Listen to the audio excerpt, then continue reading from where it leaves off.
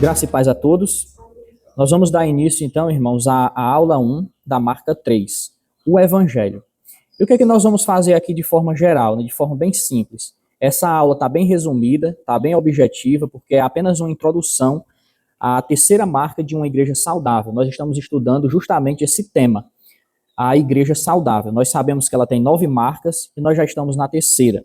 Então, o objetivo da aula de hoje é fazer uma pequena introdução sobre o Evangelho, que é a terceira marca de uma igreja saudável. O que é então que nós vamos fazer aqui de forma geral nas aulas que vão dar conta dessa marca? Nós vamos seguir aqui o raciocínio do autor. E o nosso autor aqui é o Mark Dever. Ele constrói o pensamento, ele desenvolve o seu pensamento sobre o Evangelho por contraste. Então ele vai dizer o que o Evangelho não é e depois ele vai dizer o que o Evangelho é. Ele diz 4 coisas aqui a título exemplificativo, ou seja, para dar exemplo do que o Evangelho não é. 4 coisas aqui. Primeira coisa, ele diz, o Evangelho não é a notícia de que tudo está bem conosco. Então, primeiro ponto a se notar, para quem vai pregar o Evangelho, é esse aqui. Que o Evangelho ele não é a notícia de que tudo está bem conosco. E por quê? Porque, na verdade, o que a Bíblia nos diz? Que o ser humano ele está em estado de pecado, de culpa e de morte espiritual. Então o Evangelho não começa por aí. Em segundo lugar, o Evangelho não é apenas a afirmação de que Deus é amor. Porque na própria pregação do Evangelho, o amor de Deus só faz sentido, irmãos, à luz da justiça de Deus e da sua santidade. Nós não podemos evangelizar pregando o amor de Deus sem falar da sua santidade e da sua justiça, porque não vai fazer sentido. Além disso, em terceiro lugar, ele diz, o Evangelho não é apenas que Jesus quer ser o nosso amigo. Essa é uma mensagem bastante difundida, que o Evangelho é que Jesus quer ser o seu amigo, seu melhor amigo, mas ele aqui diz que isso não é o Evangelho. Na verdade, o que ele diz é que o centro do Evangelho é a obra de Cristo, a sua morte, a obra que ele fez sobre a terra. Então, o Evangelho é um fato histórico. É alguma coisa que foi feita e já foi acabada. Em quarto e último lugar, o Evangelho não é um chamado moral para viver corretamente. Esse aqui é um ponto muito sensível, porque na maioria das vezes nós pregamos, está embutida na mensagem do Evangelho essa ideia de que você tem que caminhar por princípios morais alinhados com a palavra de Deus. E isso é certo. Mas isso não é o Evangelho. Isso é uma consequência do Evangelho. Porque, na verdade, o Evangelho, essa obra de Cristo consumada, ela vem antes de uma vida piedosa.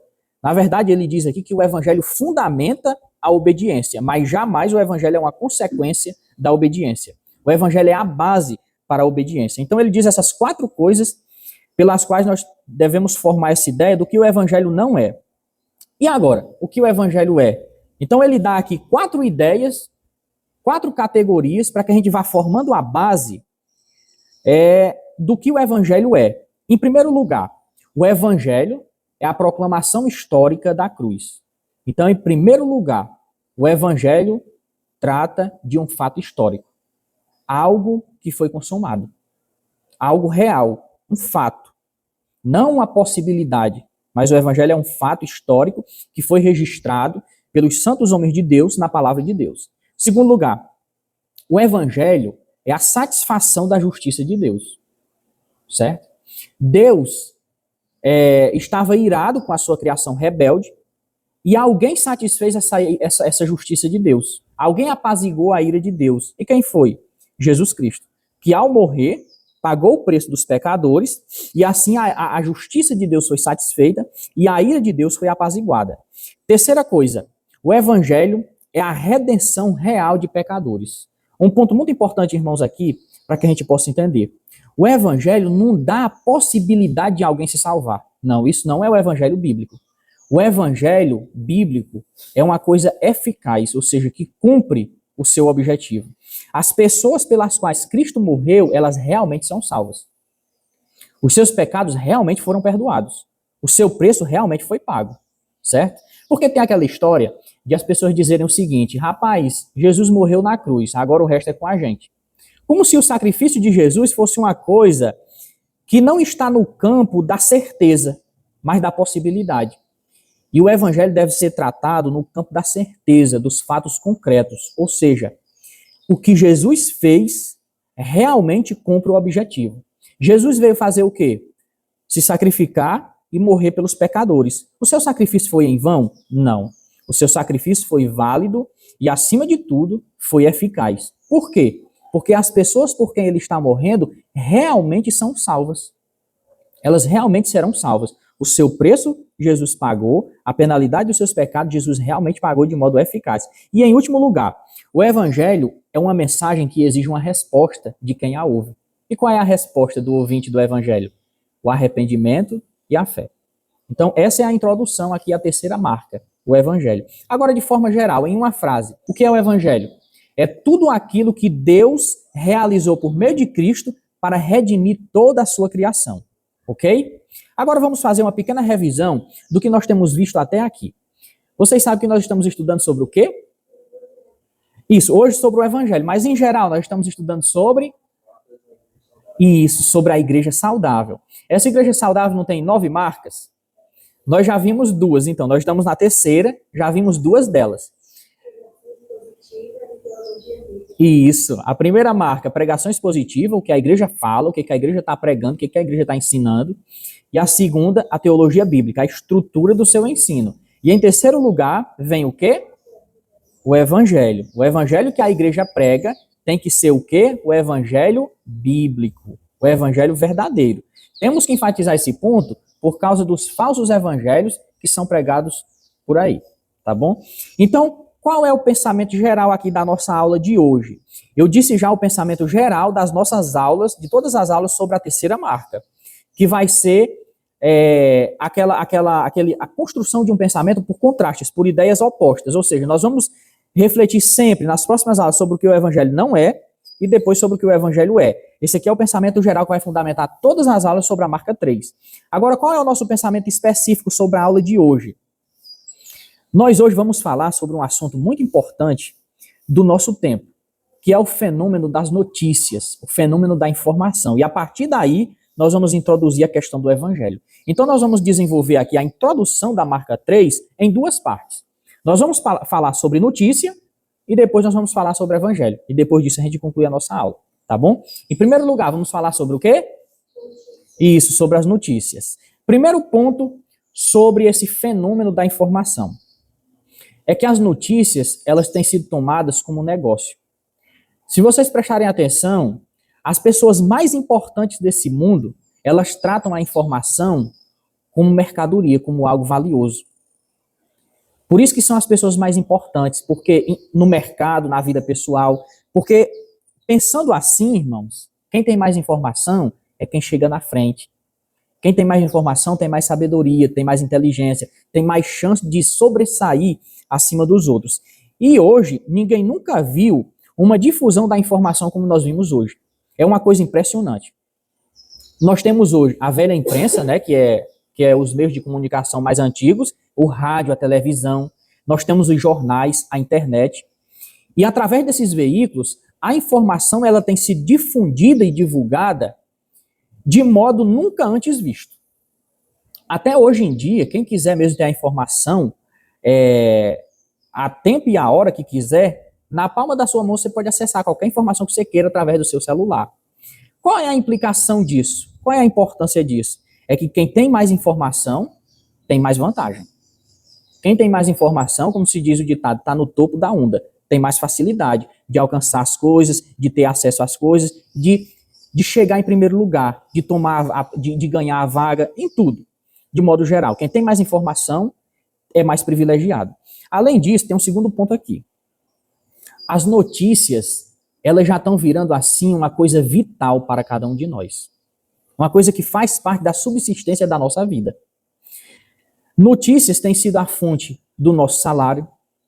Quem trabalha, e principalmente quem trabalha no ramo da tecnologia, do mercado, né, esse setor do mercado, se tiver mais informação, vai sair na frente. E as notícias, elas têm sido além disso, têm alcançado um ponto além desse, de ser a fonte do nosso salário. Elas têm sido até mesmo uma fonte de alimento para quem as consome. De modo que as pessoas que são muito assim ansiosas por informação, elas têm algo parecido com fome, com a fome, se não se alimentarem das informações. Informações sobre eleições. Esses políticos, rapaz, você não queira saber o tempo que eles dedicam na internet, nos chats da vida, tentando descobrir as mais novas informações sobre esse setor, para que eles possam sair na frente. Esse é o poder das notícias, das informações.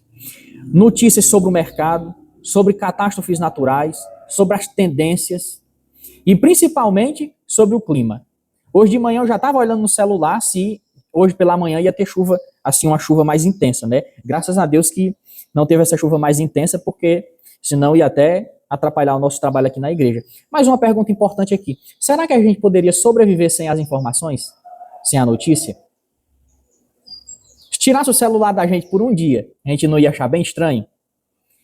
Isso chama atenção para o ponto, irmãos, de que as notícias, elas estão se tornando um aspecto vital para as nossas vidas. Algo que faz parte da nossa subsistência neste mundo. Além disso, tem sido formado um senso na nossa cabeça, na cabeça do homem moderno, de que ele tem necessidade dessas informações, dessas notícias, e as mais atuais possíveis. Vamos colocar aqui o caso da nossa profissão. Quem não trabalha, um dia vai ter o seu trabalho, vai ter o seu emprego. E se o seu emprego for daquele tipo de trabalho que depende da sua imagem, se você tiver mais informação, você é mais relevante, você é mais importante. No ramo da tecnologia, isso fica bem claro. Quem tem mais novidade, quem tem mais recurso, quem tem mais informação, quem tem mais acesso à notícia, é mais relevante, é mais importante, é mais procurado. No mundo do concurso público, e eu já vivi isso na prática, quem tem mais informação desse mundo aí, irmãos, é quem ganha a vaga. É quem pega o emprego. Se só tiver uma vaga em um concurso federal, estadual, municipal, sem dúvida alguma, quem tiver mais informação, quem tiver tido acesso a maior quantidade de informação, é quem vai ganhar a sua vaga. Não existe essa história de você dizer, eu vou confiar aqui na minha capacidade intelectual e vou fazer aqui essa prova desse concurso e vou tirar a nota máxima. Não existe isso. Quem tira a nota máxima é quem tem armazenada aqui na sua cabecinha a maior quantidade de informação. Essa é a pessoa que vai tirar a vaga e vai conquistar a vaga, seja ela qual for. Agora, para algumas pessoas, manterem-se atualizadas é tão vital quanto se alimentarem. Aqui a informação é comparada à comida que nos alimenta. E isso de tal maneira, irmãos, que as pessoas assim, elas devoram jornais, almoçam a internet em busca de relevância, de importância, em busca de sair na frente, de buscarem o primeiro lugar, de atingirem o primeiro lugar. E assim, nessa ansiedade, nesse mundo competitivo, capitalista como é o nosso, as pessoas elas chegam a esse ponto de ficarem tão assim, como é que se diz? Tão perturbadas a respeito de tirarem o primeiro lugar, de serem as melhores pessoas, de serem as pessoas mais importantes, mais relevantes. E quando acabam descobrindo que o único meio natural para buscar isso, ou para atingir isso, é o fenômeno da informação, eles não param de quê? De devorar os melhores jornais, os melhores conteúdos, de viverem na internet na busca de relevância e de importância. Agora tem um porém aqui. Essa busca avassaladora por importância, por relevância, pode ser uma fonte de 3 coisas aqui. Primeira delas, a superficialidade. Não existe mais profundidade. Se você quiser um conteúdo aqui, outro ali, está à distância de um clique. Você vai lá e clica. E quando você usa isso para o bem, como é que você vai usar? Vamos colocar aqui, por exemplo, o mundo do concurso público. Você quer saber sobre direito. Então você vai lá, acessa tudo que você precisa de material, de informação sobre a área do direito, e você vai lá, busca esse material, você se aprofunda, você estuda e você aprende, você internaliza. Essa é a busca positiva. Agora, a busca negativa, a superficial, é quando você busca todo esse conteúdo, você não se aprofunda, você não estuda, você não internaliza, você apenas busca e você passa, sem que aquilo fique em você. Você é apenas um instrumento, um canal de passar informação. Então essa informação, ela entra por você, passa para outras pessoas, mas ela não fica em você. Isso gera superficialidade. Na busca de ser relevante, eu quero ser o melhor, eu quero estar em primeiro lugar, então eu tenho que buscar isso, tenho que me encher de informação simplesmente para me passar para as outras pessoas. Isso é um ponto negativo, porque gera o quê? Superficialidade. Você não consegue ter profundidade, você não aprende as coisas, apenas você está sendo um instrumento para levar a informação para que você seja então relevante. A outra coisa, aqui, a busca por essa relevância pode ser uma fonte de ansiedade. Pode causar ansiedade, essa busca por relevância, porque muitas vezes vamos colocar o exemplo aqui de uma pessoa, ela busca informação, busca coisa para ser relevante, mas as pessoas não conseguem ver isso nela. Então isso lhe causa frustração, e a frustração é a semente da ansiedade. Poxa vida, rapaz, eu busquei tanto, eu falei tantas coisas brilhantes, mas as pessoas parecem que não absorveram ou não reconheceram que eu tenho esse potencial todo. Então isso causa frustração e ansiedade. E em terceiro lugar, o esgotamento. Esgotamento físico, esgotamento intelectual, emocional. E isso pode causar até muitas vezes, indo aos extremos do nosso exemplo aqui, ao colapso nervoso, né, ao travamento da pessoa, uma crise de ansiedade, por exemplo. E isso nos leva a um dos pontos mais importantes aqui do nosso estudo, o excesso de informação. Irmãos, o que nós vamos fazer com todas essas informações que chegam a gente num volume excessivo, num volume muito grande? Ora, você não queira saber a quantidade de informação que passa pelos seus sentidos durante o dia, que passam pelos seus olhos, pelos seus ouvidos, pelos seus sentidos durante 24 horas. É uma carga de informação muito elevada. E a pergunta, o que você vai fazer para filtrar tudo isso? No mundo das fake news, das notícias falsas, como você vai fazer para que você possa absorver as informações verdadeiras, honestas, precisas e corretas? Quais filtros você vai usar? Não é? Porque o volume de informação tem sido muito grande. E esse nos leva a um ponto ainda mais profundo, a questão da exatidão. E isso nos leva a outro ponto, o perigo da distorção da mensagem. E esse aqui é um dos pontos principais da nossa aula de hoje. Palavra-chave aqui, distorção. A quantidade de informação é tão grande que chama a necessidade da exatidão.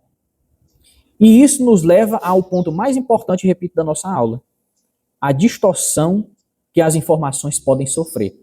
Infelizmente, irmãos e irmãs, a informação ela pode ser distorcida. Então, nesse mundo da informação e da notícia, o maior atributo, a maior qualidade de um jornal não é nem a velocidade com a qual ele gira as informações. Mas sabe qual é a qualidade mais importante de um jornal, de um meio de comunicação? A exatidão. A precisão com a qual ele gira as informações.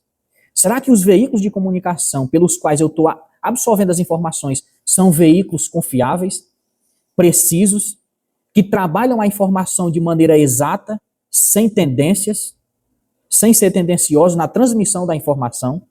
Será que eu estou recebendo a informação realmente de maneira precisa, de maneira certa? Porque nesse mundo em que há um volume muito grande de informação, nós precisamos, meus irmãos, nos atentar para esse ponto. Será que o que nós estamos absorvendo realmente condiz com a originalidade da informação? Será que são exatas as informações que nós estamos recebendo? Será que são precisas? Olha, eu vou citar apenas um exemplo aqui bíblico, para que vocês possam entender como a mensagem original, seja ela qual for, pode ser distorcida no processo de transmissão. No tempo de Cristo, no tempo do nosso Senhor, se divulgou uma notícia, digamos assim, de que o apóstolo João ele não morreria. E essa notícia imprecisa, digamos assim, porque não era um fato real, era uma distorção. Essa notícia imprecisa foi gerada por uma fala real e precisa de Jesus. Por uma fala verdadeira de Jesus. Claro, ele nunca mentiu. Mas eu quero chamar a atenção para o ponto de que foi-se divulgado uma coisa, um dito, que não era verdade, mas que partiu de uma interpretação, de uma fala de Jesus. E isso está escrito em João 21, versículo 23. Jesus está caminhando na beira do lago, na beira de um lago ali na Galileia, com Pedro e João, e Jesus diz assim para Pedro, Pedro, Um dia vão matar você. No final das contas, o que Jesus quer dizer é isso. Jesus fala para Pedro sobre o dia da morte dele, para resumir aqui a história.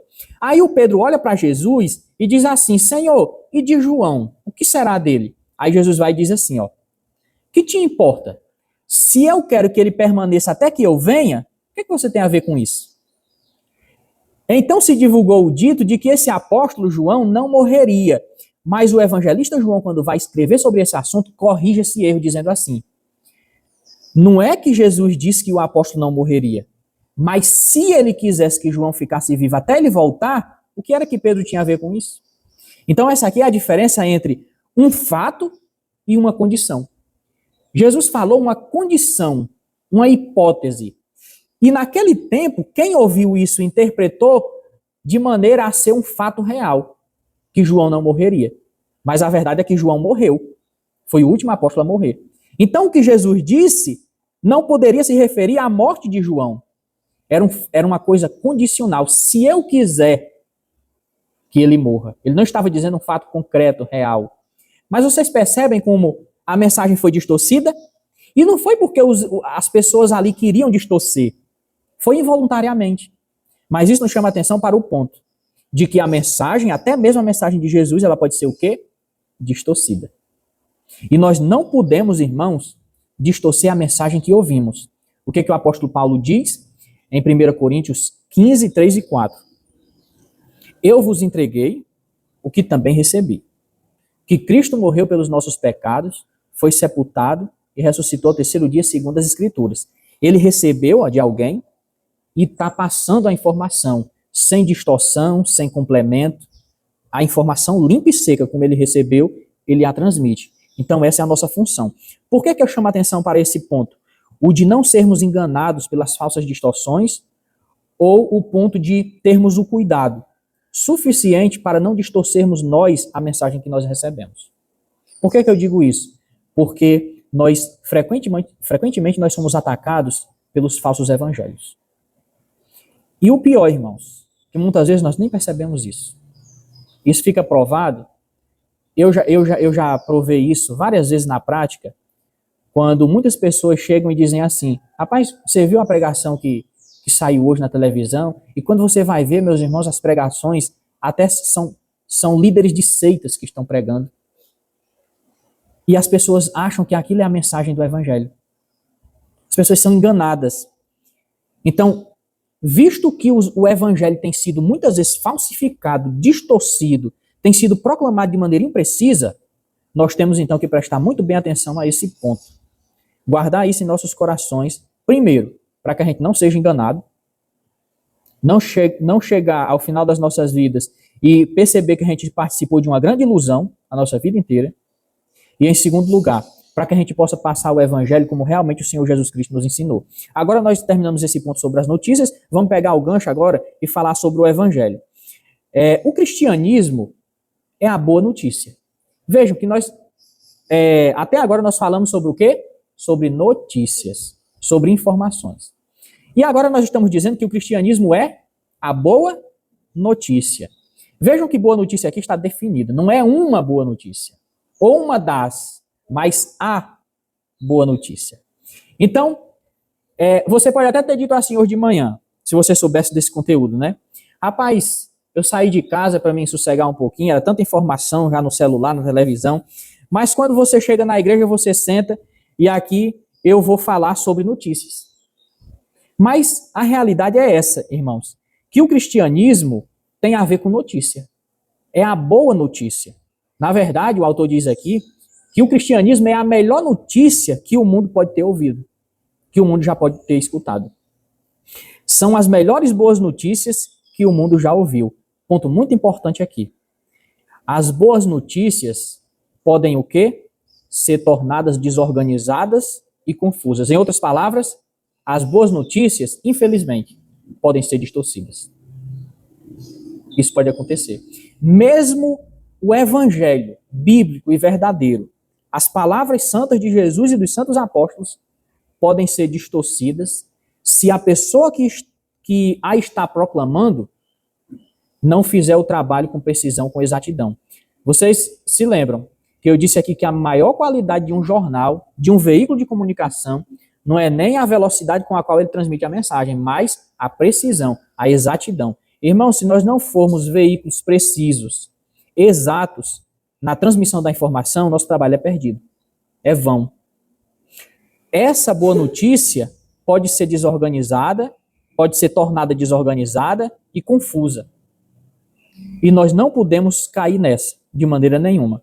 As boas novas estão sendo usadas hoje, muitas vezes. Claro que isso aqui tem as exceções. Existem as exceções. Mas na maioria das vezes tem sido usado, as boas novas, o evangelho tem sido usado para proclamar os valores da nossa cultura. Ideologias, ideias políticas, os nossos gostos pessoais, aquilo que pensamos ser o evangelho, e nós não podemos ir por esse caminho aí. Isso é distorção da mensagem do evangelho. Nós não podemos nos dar o luxo, digamos assim, de cair na ideologia que predomina na nossa cultura. Hoje em dia, se vocês estão informados sobre as ideologias de esquerda e de direita, muita gente hoje tem comparado o evangelho com a direita, com a ideologia política de direita. E aqueles que são adeptos da esquerda têm se valido de alguns pontos dessa ideologia também para se alinharem com o evangelho bíblico. E isso não é verdade. O evangelho nem é de esquerda, nem é de direita. O evangelho, nessas duas ideologias, pode ter alguns pontos de similaridade, mas o evangelho não é nem uma coisa nem outra. O evangelho é o evangelho. Ele trata de outras coisas, de um fato histórico sobre a pessoa e sobre a obra de Jesus. Então, esse ponto é bom repetir e frisar, que as boas novas, elas podem, infelizmente, ser distorcidas, ou voluntária ou involuntariamente. Muitas pessoas, irmãos, é claro, distorcem a mensagem voluntariamente, porque querem fazer isso, porque querem algum benefício das pessoas às quais elas estão transmitindo, para as quais elas estão transmitindo a mensagem. Tem pessoas que só quer pregar para ricos, porque os ricos vão ter dízimos mais altos, vão ter ofertas mais gordas, e para isso eles vão tentar amoldar o evangelho às preferências dessas pessoas. E para isso vão ter que distorcer a mensagem. Esse é apenas um exemplo de como a mensagem pode ser distorcida, voluntariamente. Agora, a mensagem pode ser distorcida também de forma involuntária. Por exemplo, aquelas pessoas que divulgaram o dito que João não morreria, elas não fizeram aquilo por maldade, mas porque compreenderam a fala de Jesus de modo equivocado. Foram desatentos. E muitas vezes, meus irmãos, nós até já caímos nesse erro de transmitir, de pensarmos, de estarmos transmitindo o evangelho, quando na verdade não falamos nada com nada. Ou porque faltou a nós a capacidade de compreensão do evangelho, ou porque simplesmente fomos desatentos, ou porque simplesmente não conseguimos passar. Essa é a distorção involuntária. Não é porque a gente quer fazer isso por maldade, distorcer o evangelho por maldade, mas apenas por alguma deficiência em nós. Ou a gente não teve uma boa compreensão, e eu acho que esse, irmãos, é o ponto que tem levado muita gente a distorcer a mensagem. Não é porque querem, porque são maldosos, mas é porque lhes faltou uma compreensão mais precisa e mais exata do evangelho. Muitos de nós podemos sair às casas e pregar uma mensagem distorcida do evangelho, mas não é porque a gente é mau, porque a gente quer distorcer deliberadamente, não é por causa disso. É porque a gente ainda tem deficiências. Às vezes a gente não conhece o evangelho que nós cremos, que nós dizemos crer. E por isso não conseguimos reproduzir. Por isso esse estudo é muito importante, porque ele vai nos apresentar claramente o que o evangelho não é e o que o evangelho é. Por exemplo, o evangelho é as boas novas. Então vamos falar um pouquinho aqui sobre boas novas e a gente já vai fazer aqui a conclusão. As boas novas não eram uma invenção dos primeiros apóstolos. Na verdade, irmãos e irmãs, o evangelho foi algo que os primeiros apóstolos ouviram de Jesus. E quando Jesus falou sobre as boas novas, ele também não estava criando nada novo. Porque o evangelho significa boas novas, boas notícias. Mas não é boas novas no sentido de que aquilo que Jesus estava falando era novo, não. Boas novas no sentido de que a esperança antiga de Israel, as promessas que Deus tinha feito ao povo judeu estavam se cumprindo e se concretizando em Jesus, naquela época, naquele tempo, naquele período da história. E o evangelho foi consumado ali, embora que as suas consequências atravessem os séculos. Mas quando Jesus falou sobre o evangelho, nesse sentido, ele não estava criando nada novo. Na verdade, Jesus retoma a linguagem dos profetas. O profeta Isaías falou sobre as boas novas. Então o evangelho não era uma coisa nova, não era uma novidade no sentido convencional. O capítulo 52 de Isaías fala sobre o evangelho. Capítulo 61 fala sobre o evangelho. Agora, o profeta Isaías, ele não falava a nossa língua, ele falava aramaico, um dialeto ali daquelas línguas aramaico ou hebraico, e Jesus falava aramaico. Então o que saiu da boca dele como boas novas foi na língua aramaica. Agora, ponto importante, para que a gente possa entender o evangelho. Tudo que Jesus ensinou em aramaico, na língua dele, os apóstolos registraram em grego. E a palavra que os apóstolos usaram para resumir o ensino de Jesus foi o quê? Foi qual? A palavra que os apóstolos usaram para resumir os ensinos que Jesus deu em aramaico foi o quê? Em grego, evangelho. Entendeu? Que significa o quê? Boas novas, exatamente. Então, recapitulando aqui, a título de resumo, de conclusão. Tudo que Jesus ensinou em aramaico, os apóstolos registraram em grego. E a palavra que eles usaram foi evangelho, que significa boas novas. Agora, o que nós vamos examinar nas próximas aulas é o conteúdo dessas boas novas. Em que consiste as boas novas? Ponto importante. O evangelho é um fato, o quê? Histórico. Quando eu digo um fato histórico, é porque foi uma coisa real, que realmente aconteceu na história e está registrado. Tudo bem? Ponto conclusivo. O que são exatamente essas boas novas as quais nós devemos proclamar? O que são exatamente as boas novas que nós temos a responsabilidade de proclamar? Esse é o assunto da nossa próxima aula. Nós iremos, entender bem, eu espero, o que é o evangelho. Para que quando a gente saia às casas, a gente tenha uma mensagem bem clara em nossa mente, para que a gente não possa distorcê-la. Agora, concluindo com 3 questões aqui. Nós fizemos uma relação sobre 2 coisinhas aqui. Uma que fala sobre o nosso tempo, que foi o fenômeno da informação das notícias. E a outra, nós fizemos uma relação disso com o evangelho, que é as boas novas. E o segundo ponto foi que nós aprendemos que essas boas novas pregadas por Jesus podem ser distorcidas. E a gente não pode cair nessa. Não podemos ser tidos por Deus como pessoas que distorcem a sua palavra. E em terceiro lugar, uma questãozinha para nós aqui. Nós vamos registrar nesse papel aqui, eu vou entregar aqui para vocês, e vocês vão registrar aqui uma pergunta e vão responder com as palavras de vocês. Pergunta bem pequena.